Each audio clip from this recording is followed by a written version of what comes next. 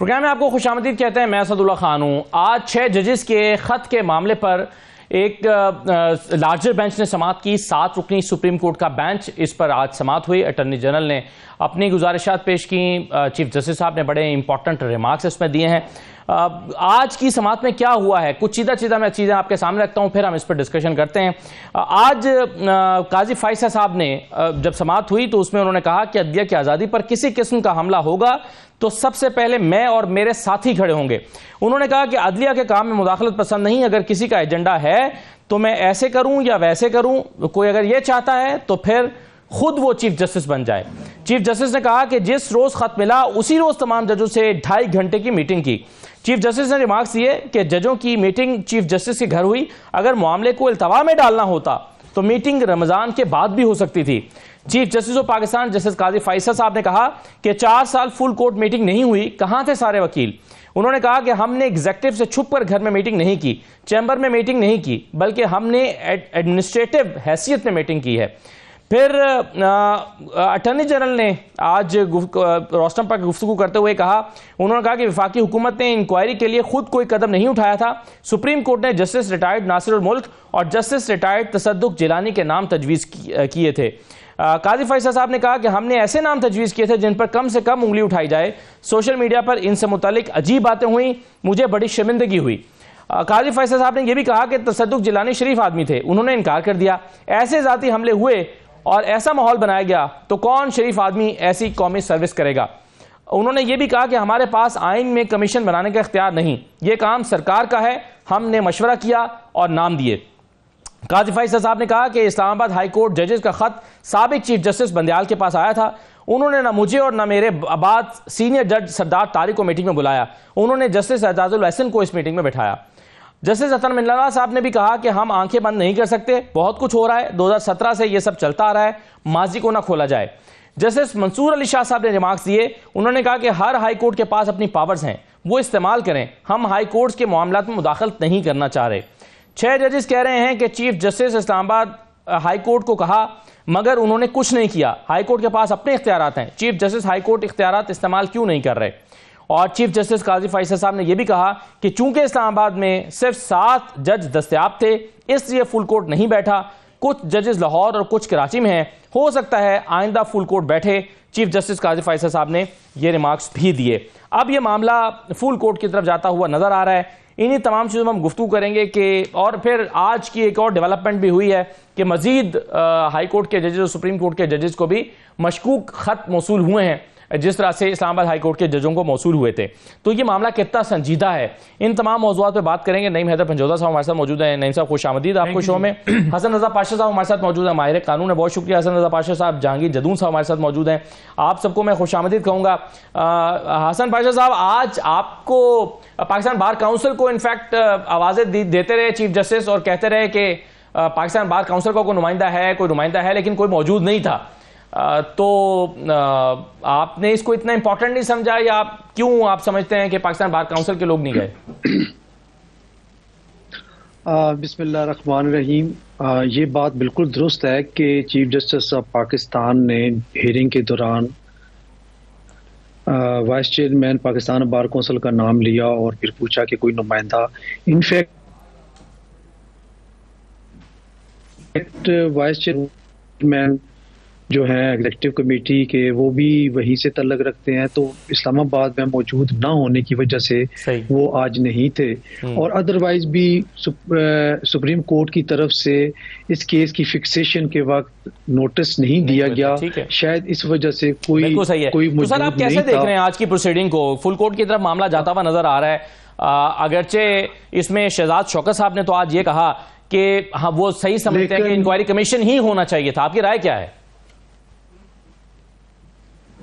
आज की जो प्रोसीडिंग्स हैं उससे मैं समझता हूँ कि काफी सारे जो चाहिए। वाज़े तौर पे सुप्रीम कोर्ट ने कहा कि हमारे पास कमीशन बनाने का आइन में कोई पावर नहीं दी गई और हम नहीं बना सकते, लेकिन जो कमीशन बना है कमीशन एंड इंक्वायरीज एक्ट 2017 के तहत ही बनना थी। हमने फौरी तौर पे 2 फुल कोर्ट मीटिंग बुलाई सुप्रीम कोर्ट ऑफ पाकिस्तान की, जो कि पिछले 4 साल से नहीं हुई थी। और फिर हमने ओपन कोर्ट में, यानी कि सुप्रीम कोर्ट में, हमने प्राइम मिनिस्टर ऑफ पाकिस्तान को बुलाया और जैसी फुटेज जारी हुई हर चीज क्लियर थी। और सुप्रीम कोर्ट की तरफ से दिए गए नाम 2 नाम थे, जिनमें से एक नाम पे इत्तफाक करके उनको कमीशन का चेयरमैन बना दिया गया। बहरहाल मैं समझता हूं कि आज जो चीफ जस्टिस साहब की ओपननेस की पॉलिसी है वो आज वो भी हावी नजर आई कि उन्होंने एक तो लाइव टेलीकास्ट किया पूरी प्रोसीडिंग्स को, वो ऑर्डर जारी किया, और दूसरा ये कहा कि हम जो अवेलेबल जजेस है यहाँ पे उनका हमने बेंच बनाया, 3 रुकनी कमेटी ने बनाया। चीफ जस्टिस मसूर अली शाह साहब और जस्टिस मुनीब अख्तर, और ये तीनों ने मुत्तफिका तौर पे बनाया। This is very important. और फिर देखिए प्रैक्टिस एंड प्रोसीजर एक्ट इस पे लागू होता है कि यानी नंबर 1 इस कमेटी ने पहले ये कंसिडर किया कि ये मामला 184(3) का बनता है। जब उस नतीजे पे पहुंचे कि फिर उन्होंने बेंच की तश्कील की। और अगर फुल कोर्ट ही बनाना है तो ये कमेटी ही करेगी। और तीसरी बात जो बड़ी इंपॉर्टेंट है, प्रैक्टिस एंड प्रोसीजर एक्ट में एक प्रोविजन रख दी गई है असदुल्ला साहब, वो है अपील की। ये बार काउंसिल्स और बार एसोसिएशन के 2 दहाइयों से जायद अरसा पे मुहित वो मुतालबा था।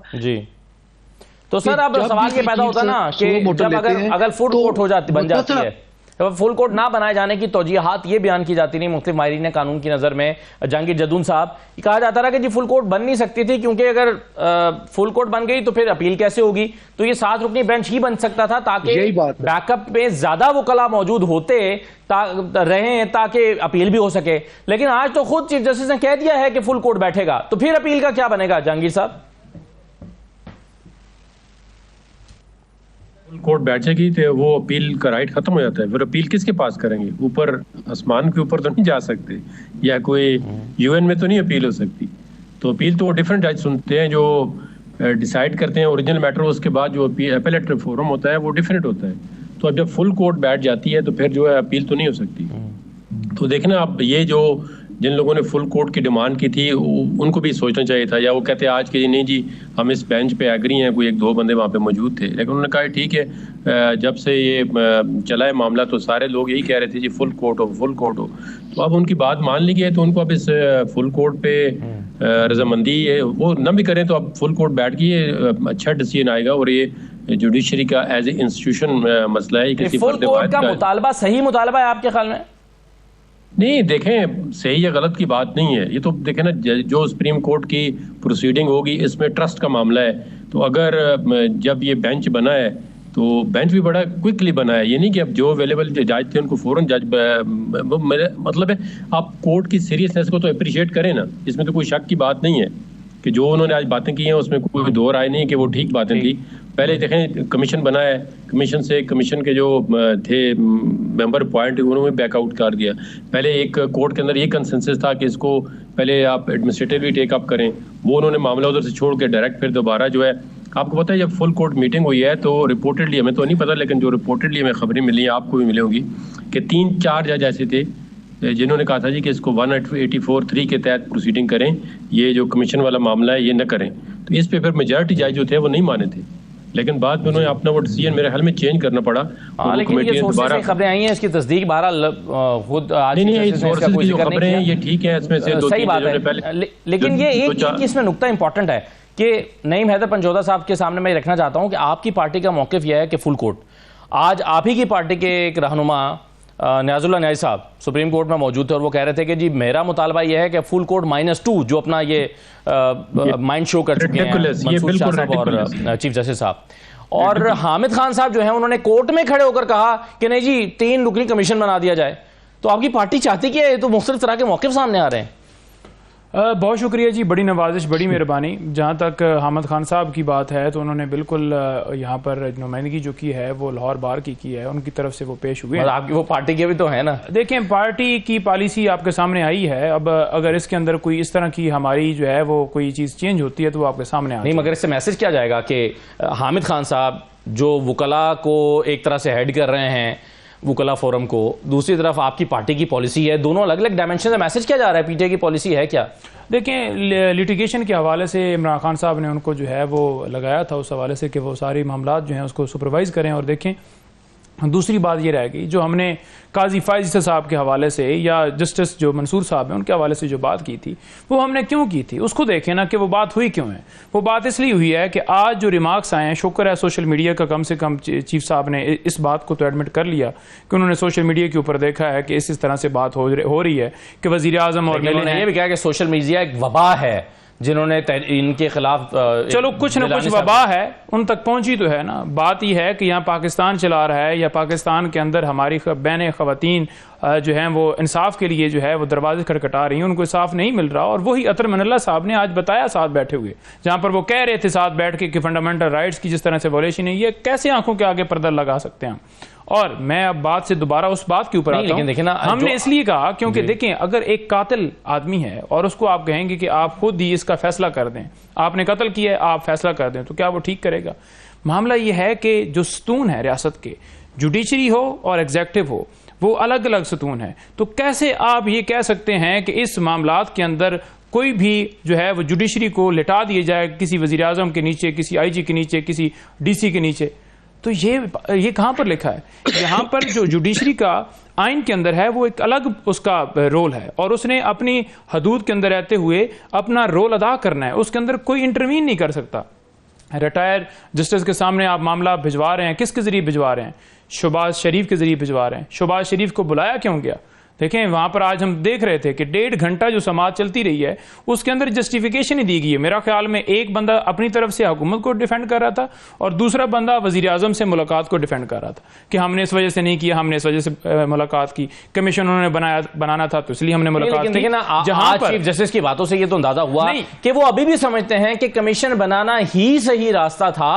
वो तो जो कि तसद्दुक जिलानी साहब सोशल मीडिया या मीडिया के दबाव या उनकी तरफ कीचड़ उछाले जाने की वजह से वो इसको छोड़कर चले गए और मजबूरन उनको यह खुद नोटिस लेना पड़ा है। ये तो उनकी बातों से वाज़ेह नहीं। देखें, वो ये बात कर रहे थे, वो अभी भी समझते हैं कि कमीशन ही सही रास्ता है। वो ये बात कर रहे थे कि कहीं पे भी कोई मसला होगा, किसी को भी कोई प्रॉब्लम होगा, पहली बात उन्होंने कहा कि मेरे तक आज तक कोई शिकायत नहीं आई, कि मेरे पास ना कोई हाई कोर्ट से ना कोई लोअर जुडिशरी, नो डाउट मसले मसाइल हैं, लेकिन मेरे तक कोई शिकायत नहीं है।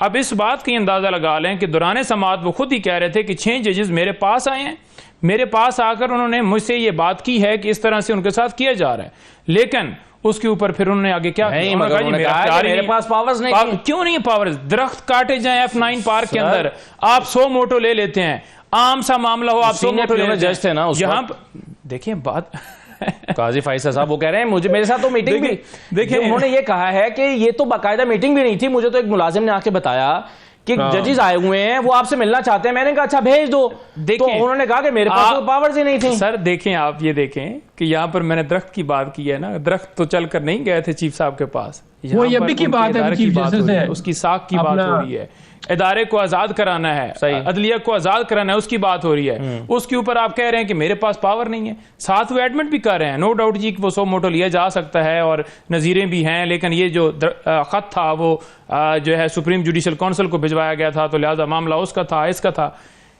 जज जेबा चौधरी केस आपके सामने है, सिविल कोर्ट में वो मजिस्ट्रेट थी जिनके हवाले से खान साहब ने सिर्फ ये कहा था कि हम आपके खिलाफ कार्रवाई करेंगे। अतर मनल्ला साहब ने उस वक्त फौरन ही उसके ऊपर 100 मोटो लेते हुए बेंच कंस्टिट्यूट किया था, तौहीन अदालत की कार्रवाई की थी। यहां पर क्यों नहीं की गई? तो जैसे मंसूर साहब ने बार बार किया है कि हाई कोर्ट के चीफ जस्टिस जिनके पास ये मामला गया उन्होंने इसको नोटिस अगर वो ना लें तो फिर क्या होना चाहिए, लाहे अमल तय करना है हमने। शर्मिला साहबा, क्या सही रास्ता है? चीफ जस्टिस साहब अगरचे फुल कोर्ट बनाने जा रहे हैं, इसका इंदिया उन्होंने दे दिया है, लेकिन आज भी वो ये समझते हैं कि कमीशन ही सही रास्ता है, इंक्वायरी कमीशन। वो कहते हैं कि बेस्ट चीज उन्होंने की थी, उनके पास कमीशन बनाने का इख्तियार नहीं है। तो आप क्या देख रही हैं कि कौन सा सही रास्ता था? जी बहुत शुक्रिया।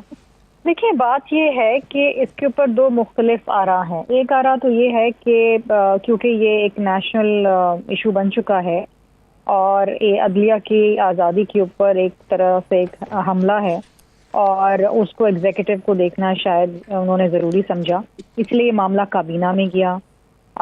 एक कमीशन बनाया गया इंक्वायरीज के हवाले से और फिर उसकी सरबराही तसद्दुक़ जिलानी साहब को दी गई। ठीक है। दूसरी आरा ये थी कि क्योंकि ये मामला जुडिशरी का ही है और जुडिशरी से ही मदद मांगी है 6 जज साहिबान ने, उन्हीं से आगे का जो लाएमल है वो मांगा है, तो ये मामला जुडिशरी को ही आर्टिकल 184(3) के अंदर उठाना चाहिए था। बहरहाल कमीशन बन गया। गिलानी साहब ने, जस्टिस साहब रिटायर्ड ने, उन्होंने खत के ज़रिए इस कमीशन की सरबराही करने से माज़रत की और उसमें भी उन्होंने अपने ख़त में यही लिखा क्योंकि ये मामला एग्जीक्यूटिव का नहीं है, ये जुडिशरी का है और जुडिशरी को ही इसके हवाले से इक़दाम उठाने चाहिए, तो वो इस सरबराही से, इस कमीशन की सरबराही से माज़रत करते हैं। उसके बाद 184(3) के अंदर सुमोटो हुआ और आज उसकी कार्रवाई हुई। देखिए, दोनों चीज़ें सही हैं मेरी नज़र के अंदर।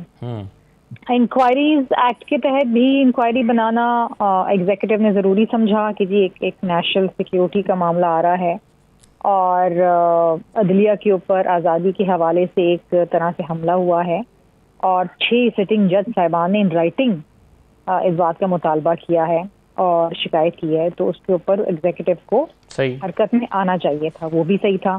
जो इस वक्त हो रहा है 184(3) में, वो भी सही हो रहा है।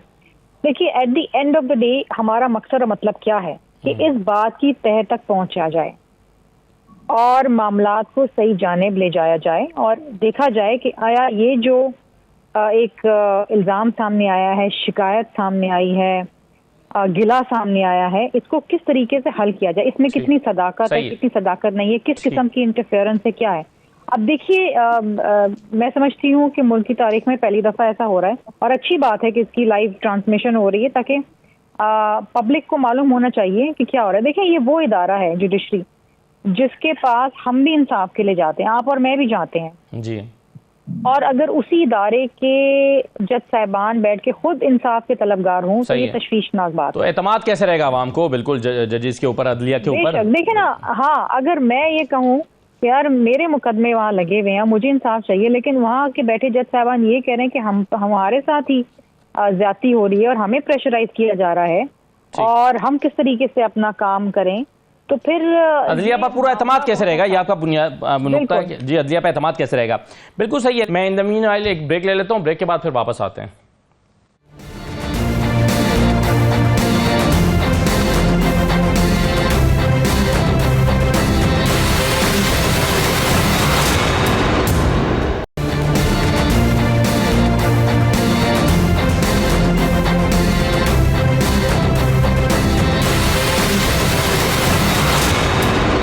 ब्रेक के बाद आपको दोबारा खुशामद कहते हैं। जहांगीर जदून साहब, आज अटॉर्नी जनरल ने बार बार अदालत में ये कहा कि वज़ीर आज़म और या एग्जीक्यूटिव जो है वो अदलिया का मुकम्मल एहतराम करती है, अदलिया पर दबाव डालने के मामले में वो बिल्कुल इस मौके पर कायम है कि अदलिया के ऊपर कोई दबाव नहीं होना चाहिए। लेकिन जस्टिस मंसूर अली शाह साहब ने एक सवाल उठाया, उन्होंने कहा कि अगर आप ये कह रहे हैं कि एग्जीक्यूटिव इतनी अच्छी है और अदलिया के फैसलों का एहतराम करती है, तो फिर जब अदलिया किसी को जमानत दे रही थी तो आप बतौर एग्जीक्यूटिव बार बार एमपीओ के ऑर्डर्स क्यों जारी कर रहे थे, तो अदलिया के फैसलों का एहतराम फिर कहां गया था। तो सवाल आपसे ये है, और फिर उन्होंने ये लफ्ज इस्तेमाल किया कि कॉल और फेल में आपके तजाद तो नहीं होना चाहिए। आपके ख्याल में क्या वाकई एग्जीक्यूटिव जो है वो अदलिया के फैसलों का एहतराम मुकम्मल तौर पर कर रही है या नहीं कर रही, जो सवाल जस्टिस मंसूर साहब ने उठाया? अतर मिल्ला साहब ने की थी, मंसूर साहब ने नहीं की थी। उन्होंने अटॉर्नी जनरल को मुखातब कर कहा था कि आप कहते हैं कि हम एहतराम करते हैं। दोनों ने ये सब बात की थी, मंसूर साहब ने ज्यादा जोर लगा के की सर। तो हमारी आप देखें, हम देख रहे हैं, हमारी आंखें बंद नहीं है। तो अब एग्जीक्यूटिव तो एहतराम करती है, लेकिन एग्जीक्यूटिव के नीचे जो लोग काम कर रहे हैं मेरे ख्याल वो एहतराम नहीं कर रहे। अब ये देखना पड़ेगा कि एग्जीक्यूटिव, वो तो जो लोग नीचे ऑपरेटर हैं वो तो एग्जीक्यूटिव को भी मेरे ख्याल में खातर में नहीं लाते। तो अगर प्राइम मिनिस्टर की हद तक बात करें तो वो तो बहुत एहतराम करते हैं, क्योंकि प्राइम मिनिस्टर तो मेरे ख्याल में अदलिया का कोई हुकूमतुली ना ही कर सकते हैं, ना ही वो सोच सकते हैं। तो जो करने वाले लोग हैं वो कोई और हैं, जो खातर में नहीं लाते, व जो जिनकी तरफ से शिकायत है जजेस को, वो भी तो कोई डायरेक्टली एग्जीक्यूटिव के पेपरों में तो अंडर है। लेकिन आपको पता है, आप सारी बातें समझते हैं और सारे हम जो बैठे हुए हैं सबको पता है कि जितना कि एग्जेक्टिव उनको कंट्रोल करती हैं या वो एग्जेक्टिव के कंट्रोल में होते हैं। ये पाकिस्तान का अलमिया है, आज नहीं है, 76 साल से है कि वो जो माइंड सेट है ना वो एग्जेक्टिव को बात मानता है। पेपरों में तो देखें ना आप, कॉन्स्टिट्यूशन में लिखा हुआ है कि क्या करें, लेकिन कॉन्स्टिट्यूशन को जो नहीं मानते तो उनका क्या करना चाहिए ये हाल मौजूद नहीं है, ना ही कोई आज दिन तक। ये इसका सबसे बड़ा सोल्यूशन ये है कि जब तक पॉलिटिशियन आपस में डायलॉग नहीं करके इकट्ठे नहीं होंगे ना, इस मसले का कोई हल नहीं निकल सकता। क्योंकि 70% जो खराबी है वो सियासतदानों की है। एक आप कंधा देता है उनको ऑपरेटर को तो दूसरा हट जाता है, जब दूसरा आ गया तो तीसरा कंधा दे देता है। तो जब कंधे प्रोवाइड करते रहेंगे तो इन्हीं की वजह से इंटरफेरेंस होती है। इंटरफेरेंस के बेनिफिशियरी कौन होते हैं? 2018 में बेनिफिशियरी कौन था? अगर आज हो रही है तो आज कौन है? ये देखें ना, ये इस तरह नहीं काम चल सकता कि आप किसी को, आप 3 सेंटर जो है बना दिए सारी पार्टियों ने मिलके, तो वो किसके सेंटर बने? आप खुल के बात करें कि जी जो लोग ऑपरेटर हैं पहले जो काम करते रहे 2017-18 में उन्होंने किया, उस वक्त यही सुप्रीम कोर्ट थी, यही सुप्रीम कोर्ट के 5 मेंबर बेंच थे जिन्होंने JIT बनाई। अभी वो कहते हैं हम कमीशन में बना सकते, उन्होंने JIT बनाई, उन्होंने मॉनिटरिंग जज बनाए जिन्होंने अभी रिजाइन दिया है। उन्होंने फिर एक जो इलेक्टेड वज़ीर-ए-आज़म को 2 मिनट के अंदर उन्होंने कहा जी आपने बेटे से तनख्वाह नहीं लिया, आप घर चले जाएं। देखिए ना, इस तरह डिस्क्वालीफाई एक इलेक्टेड प्राइम मिनिस्टर को करना, जो पूरे उस वक्त तो नहीं कह रहे थे कि जी इस तरह हुई है, फॉर्म 45 नहीं था, 47 नहीं था, वो एक इलेक्टेड प्राइम मिनिस्टर थे और वोटों से इलेक्ट होके आए थे। उनको 2 मिनट में अगर उन ऑपरेटरों ने हटा दिया है तो उस वक्त उनको कंधा किसने दिया था? उस वक्त जुडिशरी क्यों इस्तेमाल हो रही थी? तो ये तो बड़ी मतलब एक गंभीर किस्म की हमारी दास्तान है और हिस्ट्री है। तो ये मेरे ख्याल में चलो कुछ ना कुछ हो जाएगा, आप भी सुप्रीम कोर्ट कर लेगी, लेकिन जब तक सियासतदान आपस में मिलके इसका काम हल नहीं करेंगे नहीं होगा यार। सही है, बिल्कुल सही है। लेकिन अब सवाल ये पैदा होता है कि क्या इस केस को डायरेक्शन मिल गई है? क्योंकि मैं इसलिए सवाल कर रहा हूं, मैं जोधा साहब अगर आप इजाजत दें तो मैं सिर्फ एक चीज, हसन रजा पाशा साहब की ऑडियो चूंकि चली गई थी, मैं एक चीज पूछकर आ जाता हूं आपके पास। पाशा साहब ये बताइए कि सुप्रीम कोर्ट कन्विंस्ड है कि कमीशन का रास्ता ही सही रास्ता है और वो समझते हैं कि उन्होंने ठीक कदम उठाया था। फिर मेरा सवाल यह है कि आखिर चीफ जस्टिस को या सुप्रीम कोर्ट ऑफ पाकिस्तान को किस बात ने मजबूर किया होगा कि वो तसद्दुक जिलानी साहब के माजरत कर लेने या बैकआउट कर जाने के बाद एक नया जज भी अपॉइंट कर सकते थे या नया कमीशन का सबरा भी अपॉइंट कर सकते थे, लेकिन उन्होंने ऑल टुगेदर अपना रूट चेंज कर लिया और वो फुल कोर्ट की तरफ चले गए हैं। पहले लार्जर बेंच बना, फुल कोर्ट की तरफ चले गए हैं, हालांकि वो समझते हैं कि पहला कदम भी ठीक उठाया गया था, तो फिर तो उसी को जारी रखना चाहिए था। तब्दीली क्यों हुई रूट में? प्रेशर बहुत ज्यादा था कि आप 184(3) की कॉग्निजेंस ले, उन्होंने ले ली। अब आप देखें, बड़ी सिंपल सी बात है कि 6 जजेस इस्लामाबाद हाई कोर्ट के, उन्होंने खत लिखा, चीफ जस्टिस साहब ने उसी दिन उनको बुला लिया, उनकी बात सुनी, फुल कोर्ट मीटिंग 2 दफा हुई, फिर प्राइम मिनिस्टर से भी मीटिंग हुई, कमीशन भी मुकर्रर हो गया। अब मुझे बताएं कि जिन्होंने सियासी बयानिया इस पे बनाया और बनाना चाहा और बना रहे हैं, उन्होंने क्या किया जी? उन्होंने कहा जी चीफ जस्टिस काजी फाइज़ साहब ये भी इस्तीफा दे दें और chief justice Islamabad high court वो भी इस्तीफा दे दें। कमाल है जी, 6 जजेस ने खत लिखा और इस्तीफा आप इन 2 से मांगा। फिर क्या हुआ कि फिर आपने ये कहना शुरू कर दिया कि मैं हैरान हो गया हूँ कि फुल कोर्ट मीटिंग को वो कह रहे हैं जी ये तमाशा बना दिया इन्होंने, ये तमाशा लगाया है इन्होंने। क्या सुप्रीम कोर्ट जो मुल्क की आला तरीन अदलिया है उसकी कोई मीटिंग हो रही है और जिसमें तमाम जो जजेस साहबान हैं वो हिस्सा ले रहे हैं, चाहे किसी ने उस बात से इत्तफाक किया या इख्तलाफ किया, एक पार्टी के तर्जमान कह रहे हैं वो जी ये सर लेकिन ये बताए ना, फिर अगर फुल कोर्ट की मीटिंग में ये डिसाइड हुआ कि कमीशन बनेगा तो फिर अब ये बेंच क्यों बन गया? बेंच फिर 3 रुकनी कमेटी जब बनी, दोबारा उन्होंने जब देखा, उन्होंने कॉग्निजेंस ले ली, तो इसमें भी कोई हर्ज नहीं है। हमने तो फिर फुल कोर्ट मीटिंग की इंपॉर्टेंस क्या रह गई सर? मेरी अर्ज सुने, 184(3) की जो कॉग्निजेंस लेने की बात थी, हमने इस वक्त भी ये कहा था कि अगर कमीशन बन भी गया है और वो अपनी एविडेंस कलेक्ट भी करता है तो फिर भी 184(3) का रास्ता मौजूद है और वो सुप्रीम कोर्ट ऑफ पाकिस्तान उसको इख्तियार कर सकती है। सुप्रीम कोर्ट में कोई पाबंदी नहीं है कि 184(3) की वो नहीं ले सकती। अगर वो ये मुनासिब समझते हैं कि 184(3) की कॉग्निजेंस ली जा सकती है तो कमीशन के बाद भी, यानी कमीशन ने तो सिर्फ एक एविडेंस कलेक्ट करनी थी और कलेक्ट करके रिपोर्ट पेश करनी थी, उस रिपोर्ट पे कॉग्निजेंस फिर भी ली जा सकती थी। तो कोई ऐसी बात नहीं है। ये सिर्फ जब भी मैं एक और बात बता रहा हूँ कि इसको जितना पोलिटिसाइज किया जाएगा, इसकी जो इल्जामात की जो ग्रेविटी पोलिटिसाइज नहीं होना चाहिए। सही है, हाँ जी, बिल्कुल ठीक है। नहीं पंजोता साहब, ये इसको पोलिटिसाइज क्यों कर रहे हैं, नंबर 1। नंबर 2, इस्लामाबाद हाईकोर्ट के चीफ जस्टिस से इस्तीफे का मुतालबा क्यों किया आपने? बहुत शुक्रिया जी, बड़ी नवाजिश। देखें, बात यह है कि इस मामले के ऊपर ये जो 6 जजेस ने लेटर लिखा है, पहली बात तो यह है कि पूरी कौम जो है वो इनको खराज तहसीन पेश करी है कि जिस जुर्रतमंदाना तरीके से, जहाँ पर अगर आप हक की बात करेंगे तो या आपको गद्दार बना दिया जाएगा, या आपको पागल बना दिया जाएगा, या आपको अगवा करके आपसे कोई बयान लिया जाएगा। तो ऐसी सूरत हाल के अंदर उन्होंने सबसे पहले chief justice Islamabad high court से रब्ता किया। फिर यही तो सवाल अब उठ रहा है ना कि अगर चीफ जस्टिस ना करें तो उसका लाए अमल क्या होना चाहिए? इस सवाल का जवाब तो आज ढूंढ रही है ना अदालत। देखें, बात आपने सीधा सवाल का जो जवाब है ना वो इनके पास है। ये सिर्फ एक ट्रक की बत्ती के पीछे लगाकर घुमाया जा रहा है, घुमाया जा रहा है, घुमाया जा रहा है। आज बनाया सर सुन लें, मुतालबा पूरा हो गया। बिल्कुल मुतालबा पूरा हुआ है। और मैं ये वाज़ह करना चाहता हूँ कि आप देखें, पीपल्स पार्टी हो, PMLN हो या दीगर जमातें हो, हमेशा जब भी कोई मेन फैसला देने की बात है इलेक्शन के हवाले से या कोई भी, तो आपने देखा कि ये सारे यलगार होकर सुप्रीम कोर्ट हो या हाई कोर्ट हो, वहाँ पर जाकर उन्होंने बातें की। आज अगर इनके पास ये जो वो मौक़िफ़ ये इख्तियार करते थे, उसकी अगर आज इनको थोड़ी सी स्पेस मिली थी तो इसके ऊपर इन्हें बोलना चाहिए था।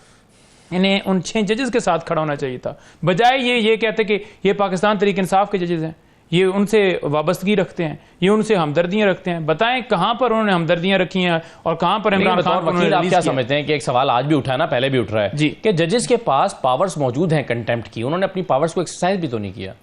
देखिए, मामला क्या है? मामला ये है कि जब कोई अदालत हुक्म देती है कि मैंने जमानत दे दी है तो अब आपने इसको गिरफ्तार नहीं करना, उसके बाद अगर फिर 3MP के तहत गिरफ्तार किया जाता है और फिर अदालत बुलाती है क्यों किया है, आगे से बदमाशी की जाए कि फिर हमने गिरफ्तार करना है। 13 दफा शहरियार अफरीदी गिरफ्तार हुए।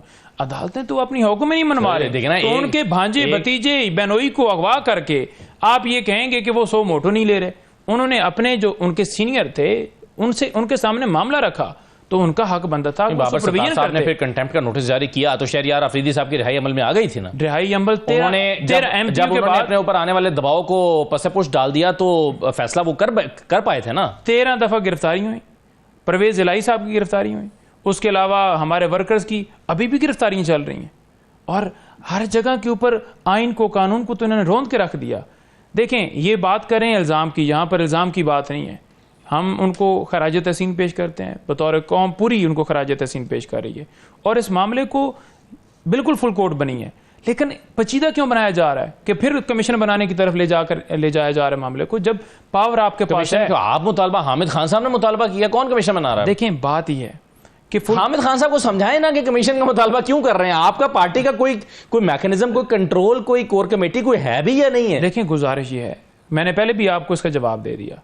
हम ये कह रहे हैं कि फुल कोर्ट बनी है ना जी, फुल कोर्ट के अंदर आज जैसे 1.5 घंटा आप भी उधर मौजूद थे, 1.5 घंटे के अंदर सिर्फ और सिर्फ एक दूसरे को, जैसे पहले नहीं एक सबक पढ़ाया जाता कि आपने वो लाइन पकड़नी है, हाँ जी वो पढ़ें, इधर से ये लाइन पढ़ी जा रही थी। चलें, वो तो चीफ जस्टिस साहब ने कहा कि आप लेटर पढ़ें, उन्होंने लेटर पढ़ दिया। चीफ जस्टिस कह रहे हैं कि मेरे पास कोई शिकायत आई ही नहीं और अगर कोई आती है तो हम उसके ऊपर बिल्कुल सदेबाब रखें, हम आज़ाद अदलिया के ऊपर बिल्कुल मुनहसर हैं।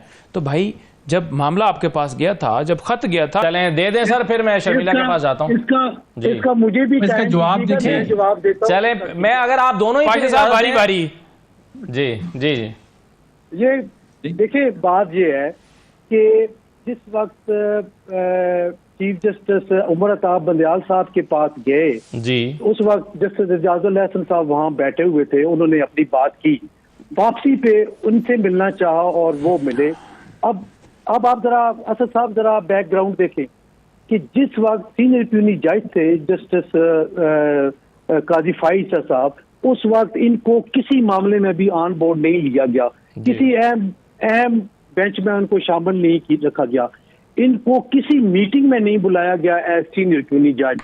और उस वक्त एक जजमेंट 5 मेंबर्स बेंच की सुप्रीम कोर्ट की मौजूद थी जिसमें यह कहा गया कि मां सिवाय चीफ जस्टिस ऑफ पाकिस्तान के कोई जज भी सुप्रीम कोर्ट का सुओ मोटो नहीं ले सकता।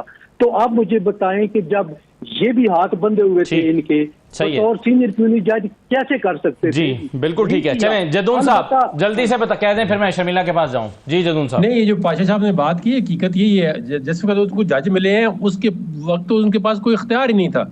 उस वक्त तो वो मतलब हेल्पलेस थे। उनको किसी बेंच में इवन उनको कोई केस जो है वो मार्क नहीं किया जाता।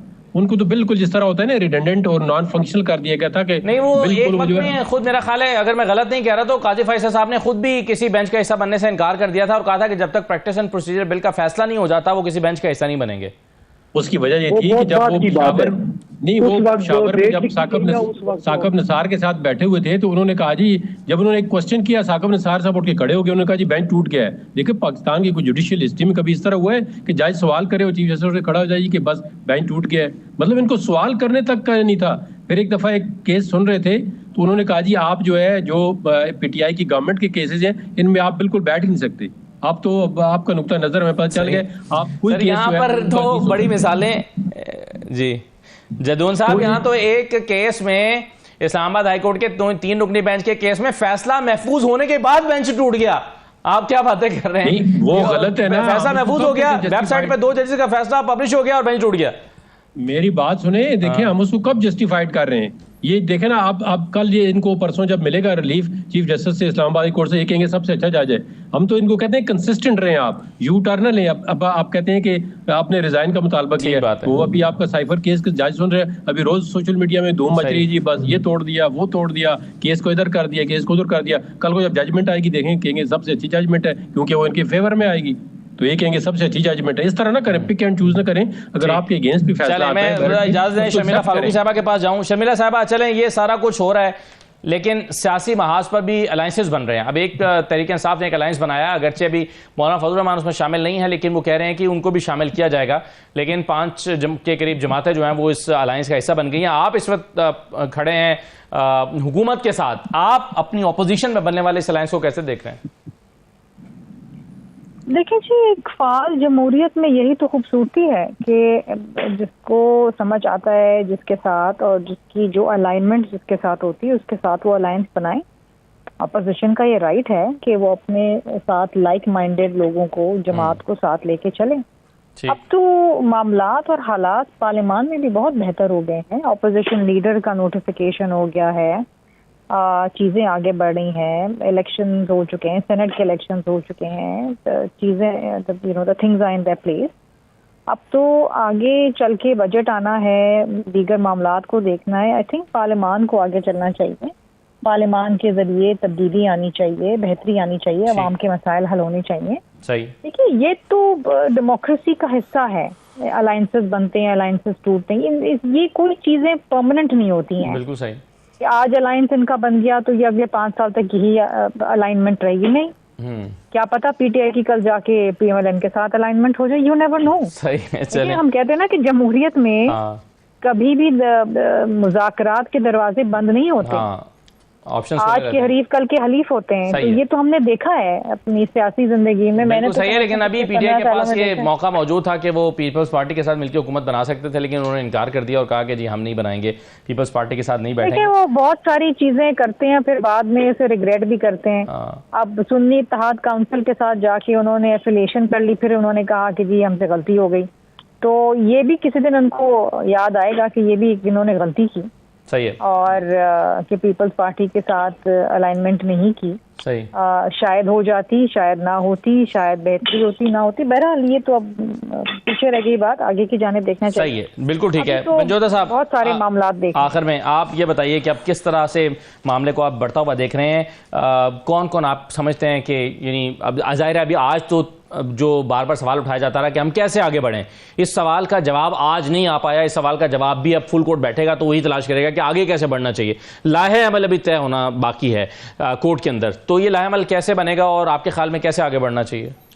देखें, आज जो इस वक्त सूरत हाल आ चुकी है इस लेटर के बाद, मैं ये देख रहा हूँ कि तमाम आज तक पूरे पाकिस्तान में जो जुल्म जबर होता रहा, जो पॉलिटिकल विक्टिमाइजेशन जारी रही, वो हमेशा वो नज़र आ गया है कि जुडिशरी के ज़रिए पीछे से डरा के, धमका के और सारा उसके ज़रिए सारा किया गया।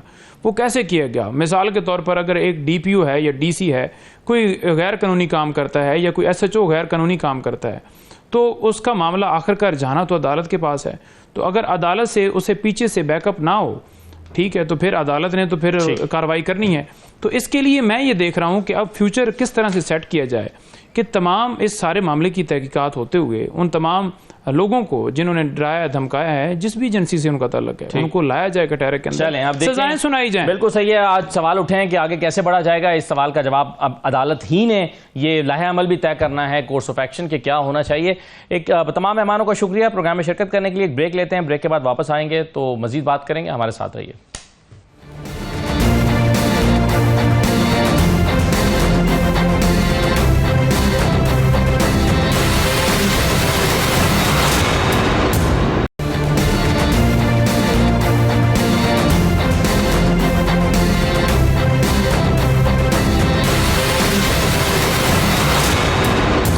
ब्रेक के बाद आपको दोबारा खुशामदीद कहते हैं। शांताना गुलजार साहब हमारे साथ मौजूद है, पाकिस्तान तहरीक इंसाफ की रहनुमा। शांताना साहब बहुत शुक्रिया। बिलाखिर मुतालबा मान लिया गया, पाकिस्तान तहरीक इंसाफ का फुल कोर्ट की तरफ मामला जा रहा है। आज चीफ जस्टिस साहब ने कह दिया कि इंडिया इनफैक्ट दिया है कि अगली मरतबा हो सकता है फुल कोर्ट ही बैठे इस पे। तो अब पाकिस्तान तहरीक इंसाफ खुश है इस मामले पर? शुक्रिया असद साहब। देखिए, पीटीआई के खुश होने या ना होने से क्या फर्क पड़ता है जब 6 जज इस दुनिया में, इस जमाने में कहते हैं कि हमें बरहना किया जा रहा है, हमारी खवातीन की वीडियोस बनाई जा रही है, हमें इलेक्ट्रोक्यूट किया जा रहा है। कल कोई खुफिया लिफाफे मिले जिनमें कोई खुफिया पाउडर था। तो जब मुल्क में आपको इंसाफ देने वालों की ये हालत हो गई है और वो खुद अपने खत में लिखते हैं कि जी हमें फुल जुडिशल कमीशन चाहिए, तो अगर पीटीआई चाहती या ना चाहती क्या फर्क पड़ता है? जिन पे जुल्म हुआ, जिन पे ज्यादती हुई, जो इंसाफ देने वाले हैं, जो हल्फ लेके आते हैं अदालतों में हमें प्रोटेक्ट करने के लिए, हमें हिफाजत देने के लिए, वो खुद अपने आप की हिफाजत नहीं कर सकते, तो आप समझ जाएं कि पाकिस्तान में इस वक्त अदल का, इंसाफ का, कानून का क्या निज़ाम है। लेकिन आपके इस आर्गूमेंट के जवाब में बार बार ये दलील दी जाती है कि आपके ज़माने में भी तो ये हो रहा था, उस वक्त आप खामोश रहे। ये बात जब इमरान खान साहब से जेल में पूछी गई तो उन्होंने कहा कि हम इसलिए खामोश रहे क्योंकि मामला सुप्रीम जुडिशल काउंसिल के पास चला गया था। तो शौकत सिद्दीकी साहब का मामला सुप्रीम जुडिशल काउंसिल के पास था, तो आज भी सुप्रीम जुडिशल काउंसिल के पास है। आज फिर तहरीक इंसाफ बढ़ चढ़ के मुतालबे क्यों कर रही है? देखिए, अगर पाकिस्तान में पहले कभी किसी जज ने ऐसा खत लिखा हो, सिद्दीकी साहब के केस से मैं बिल्कुल वाकिफ हूँ, लेकिन अगर किसी जज ने ये लिखा हो कि जो मुझे बरहना किया गया, मेरी औरतों की वीडियो बनाई गई, हाँ वो 2 बेचारे जज थे जिनको नून लीग वाले उम्र फ्री करवाते थे और फिर कुछ लोगों को हार्ट अटैक हो जाता था, कुछ को क्या हो जाता था, FIA वाले लोग गायब हो जाते थे। वो भी हमारा ही टाइम नहीं था, वो तो इसके अगर आपको याद है PDM पार्ट 1 था। जैसे लोग आए तो ये नैब के केसेस उलटने शुरू हो गए। मुझे नहीं याद कि हमारे किसी भी टाइम पे किसी भी जज के साथ वो हुआ जो इन 6 जज ने कहा, और अगर मैं गलत कह रही हूँ प्लीज आप। लेकिन दबाव की नौयत मुख्तलिफ हो सकती है, लेकिन दबाव की नौयत मुख्तलिफ हो सकती है, इल्जामात की नौयत मुख्तलिफ हो सकती है, लेकिन था तो वो भी दबाव और थे तो वो भी इल्जामात ही। देखिए, ये तो फिर वो बात होगी ना कि 302 भी कत्ल है और अपनी दफा करते हुए किसी को मार दो वो भी कत्ल है। इसमें तो जमीन आसमान का फर्क है। दबाव हमेशा से 76 साल से पाकिस्तान में पड़ता रहा है, इसमें तो कोई शक नहीं है। जब आप हाइब्रिड गवर्नमेंट चलाएंगे और जब अदालतें मातहत हो जाती हैं किसी और इदारों की, ये जो हमारा सॉवरेनिटी ऑफ पाकिस्तान है या सेपरेशन ऑफ पावर्स, इसका क्या मतलब है कि हर इदारा अपनी हदों में रह के काम करे। 150 बंदा, अगर आपको याद है पिछले साल मारा गया था पेशावर में मस्जिद में जुमे के दिन, मुझ पर जब सेडिशन का केस हुआ था। तो इस तरह के हालात पाकिस्तान में ना जिया के टाइम में देखे गए हैं। ये तो अभी एक अलेज्ड डेमोक्रेसी है ना, तब तो ये भी नहीं होता था। ये लोग जो कहते हैं कि जिया के टाइम में हुआ है, माजरत के साथ जिया के टाइम में भी ये नहीं हुआ। तो आई थिंक हमें थोड़ा सा अपना काबा सही करना पड़ेगा। सच को सच बोलेंगे तो पाकिस्तान ठीक हो जाएगा, और सच को हम मीठा खट्टा करेंगे तो ये मुल्क कभी नहीं बच सकता। अच्छा, एक सवाल मैं अभी नईम हैदर से भी पूछ रहा था, उनके पास भी जवाब नहीं था, शायद आपके पास मौजूद हो, कि आज कोर्ट में हामिद खान साहब ने खड़े होकर कहा कि नहीं जी कमीशन ही बनाया जाए। पीटीआई कह रही है कि नहीं फुल कोर्ट बनाया जाए, उन्होंने कहा नहीं 3 रुकनी जो है ना वो एक कमीशन बना दिया जाए। पीटीआई का ऑफिशियल मौकिफ है क्या, वो जो बाकी लोग कह रहे हैं या वो जो हामिद खान कह रहे हैं? देखिए, पीटीआई का ऑफिशियल मौकफ तो आजकल रऊफ हसन साहब ही दे रहे हैं, तो जो उन्होंने कहा है वही ऑफिशियल मौकफ है। ये हामिद साहब की बात, वो खान साहब के पुराने दोस्त थे, पीटी के पुराने वर्कर हैं। मैं एक छोटा सा एक नया वर्कर हूँ, मुझे मुश्किल से 6 साल हुए हैं इस पार्टी में एज एन MNA, और 2011 से मेरी ज्वाइनिंग है एज अ वर्कर। लेकिन अगर मैं कोई बात कह दूं जो लेट्स से कि ज़ैन हुसैन कुरैशी से डिफरेंट हो, या तैमूर मलिक से डिफरेंट हो, या सलमान अकरम राजा से, इसमें जमहूरियत की बेहतरी है, नफी नहीं है, ये याद रखिए। नहीं, लेकिन ये डिफरेंस ऑफ ओपिनियन तो पार्टी के प्लेटफॉर्म पे होना चाहिए ना कि सुप्रीम कोर्ट में खड़े होकर वो इंसिस्ट कर रहे थे कि नहीं जी कमीशन बनाए, फुल कोर्ट ना बनाए। देखिए, वो इंसिस्ट कर रहे थे, वो उनकी अपनी जाती राय थी जो वो पीटीआई पे डाल रहे थे। वो जो पीटीआई का ओपिनियन था वो रऊफ हसन साहब ने दे दिया था। हाँ, शायद उनका तरीका गलत हो, शायद उन्होंने थोड़ा सा ओवरस्टेप कर दिया अपनी बाउंड्री, लेकिन पावर एक ऐसी चीज है जो इंसान में नशा डालती है। तो क्या कोर कमेटी के पास ऐसी पावर्स नहीं है जो हामिद खान साहब को बुला कर पूछे कि और कहे कि आप ये क्यों कर रहे हैं? एब्सोल्युटली है। मैं तो जी कोर कमेटी का हिस्सा नहीं हूँ, इसलिए मुझे पता नहीं है, लेकिन जो हम डिसिप्लिन की कॉल देते, अगर आपको याद है कुछ दिन पहले शेर अफजल साहब, हमारे भाई, हमारे दोस्त, उन्होंने एक स्टेटमेंट दी थी गौहर साहब के बारे में। अंधिया आ रहा था कि शायद गौहर साहब को हटा दिया जाए एज चेयरमैन पीटीआई, और फिर उन्होंने उसका खुद ही तरदीद की, जाके उनसे मिले, बहुत फनी सी वीडियोस भी उसकी बनी। So there is always room for error. लेकिन देखिए, अगर हम ये बाकी मीसनी है जो क्लेप्टोक्रेसीज हैं, चोर खानदान है, अगर हम उनकी तरह हो जाए कि हर चीज कार्पेट के नीचे स्वीप कर दें, जर्नलिस्ट को मार दो वो छुपा दिया, बच्चों को मरवा दो वो छुपा दिया, मैं तो आपको बड़ी बड़ी बातें बता रही हूँ, छोटी बातें बता भी नहीं रही। हमारी पार्टी में तो हमेशा से एक ट्रेडिशन रहा है। अगर आपको याद है, जब असद उमर साहब को हटाया गया था फाइनेंस मिनिस्टर, हम सब ठीक ठाक खान साहब के साथ गए थे, मीटिंग की थी, बात की थी कि वी डिसएग्री विद यू। वो प्राइम मिनिस्टर था पाकिस्तान का, we disagreed with him. So I think आपको थोड़ा सा मार्जिन देना पड़ेगा पीटीआई को कि एटलीस्ट हम बाकियों की तरह मुनाफिकत नहीं करते, हम खुल के बात करते हैं, चाहे एक दूसरे के खिलाफ करें चाहे दूसरे के खिलाफ। सही है। अच्छा शानदाना साहब, आज लार्जर बेंच बैठा और अब फुल कोर्ट बैठ जाएगा, लेकिन अभी भी इस सवाल की तलाश है सुप्रीम कोर्ट को कि आगे कैसे बढ़ेंगे, कैसे इन्वेस्टिगेट करेंगे चीज़ों को, और फिर वो समझते हैं कि अगेन इंक्वायरी कमीशन की जरूरत पड़ेगी, और इंक्वायरी कमीशन जो है वो सुप्रीम कोर्ट की पावर्स नहीं है, आज ये वाजे किया गया है बनाने की, और जो पावर्स हैं वो एग्जेक्टिव के पास हैं। तो सुप्रीम कोर्ट करेगी क्या? वो इन्वेस्टिगेटिव एजेंसी खुद तो है नहीं, अगेन कोई कमीशन बनाना पड़ेगा या जेआईटी बनानी पड़ेगी, क्या होगा, कैसे चलेगा मामला? आपके ख्याल में, आपके जहन में क्या है? असद साहब, पिछले 2 साल से पाकिस्तान एक बॉटमलेस पिट की तरफ बहुत तेजी से बढ़ रहा है। वो अंग्रेजी में ज़रूर मसल है कि when you are in a grave stop digging, अपनी कब्र खुद नहीं खोदते हैं। इस पाकिस्तान में जो लोग कानूनियत और जो आइन की धज्जियां उड़ा दी गई हैं, आप तो मुझसे ज्यादा पढ़े लिखे, ज्यादा आपने दुनिया देखी है सहावत की, आप क्यों हैरान हैं? उनको परवाह नहीं है उसकी, उनको तो सिर्फ ये है कि बात निकली क्यों है। आपने काबीना का वो ज्वाइंट डिसीजन नहीं देखा कि जी हम हाई कोर्ट के जजेस का कोड ऑफ कॉन्डक्ट एग्जामिन करेंगे कि क्या उनकी इजाजत भी थी ऐसे बात करने की, यानी मार भी खाएं, पिटे भी वो, उनके साथ जुल्म भी हो और चीखे भी ना। मतलब ये किस पढ़े लिखे मुल्क में होता है, किस मुल्क में जहां पे हम कहते हैं कि जमहूरियत है। हमें पता है कि 9 फरवरी को दूसरा इलेक्शन हुआ है, फॉर्म 47 वाले कुरान पे झूठे कस्में खा के आई हैं, तो हम सबको पता है।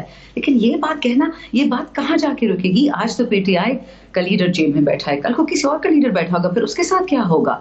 ये तो देखिए अपने साथ जुल्म करना है। ये अगर समझते हैं कि सारी उम्र हालात ऐसे रहते हैं, ऐसा कभी नहीं होता।